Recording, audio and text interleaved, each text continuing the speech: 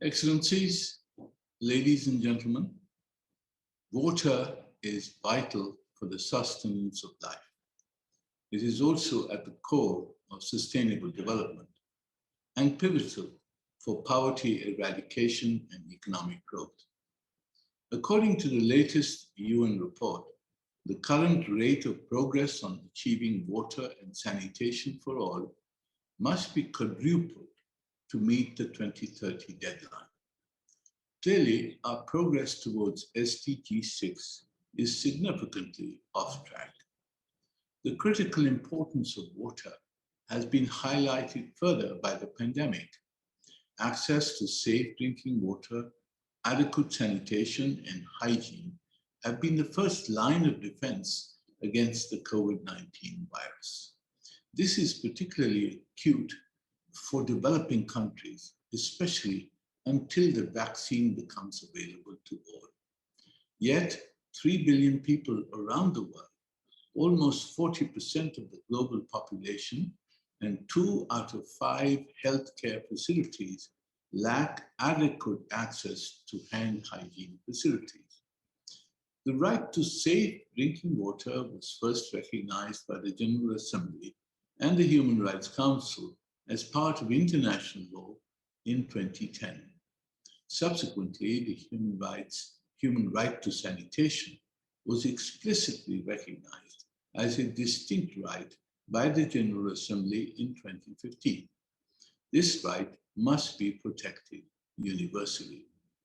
Excellencies, ladies and gentlemen, almost 2.5 billion people, more than a third of the world's population, live in water-scarce regions. By 2050, more than half of the world's population will be at risk due to water stress.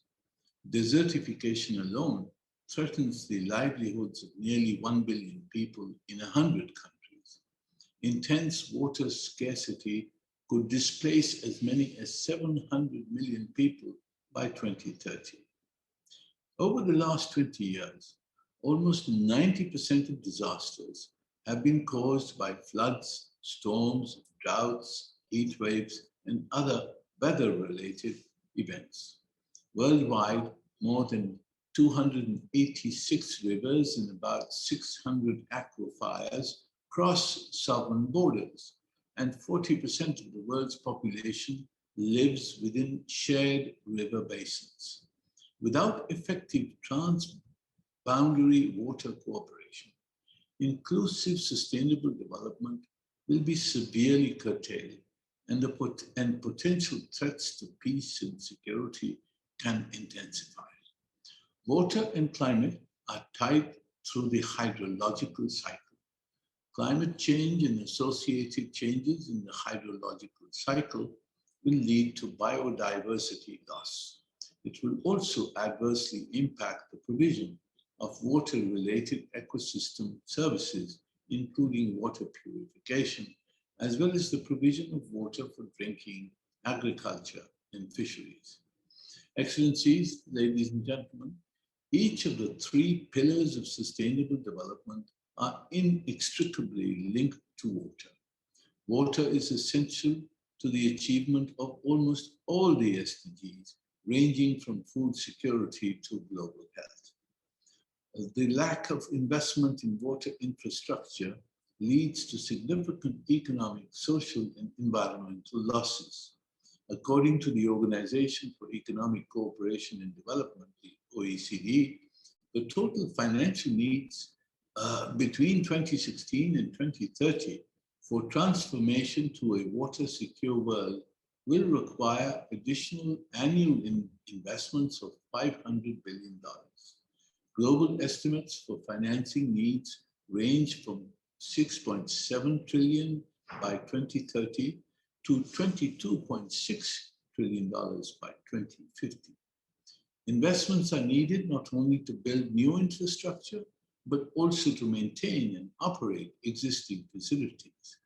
Failure to improve water resource management could diminish national growth rates by as much as 6% of GDP by 2050.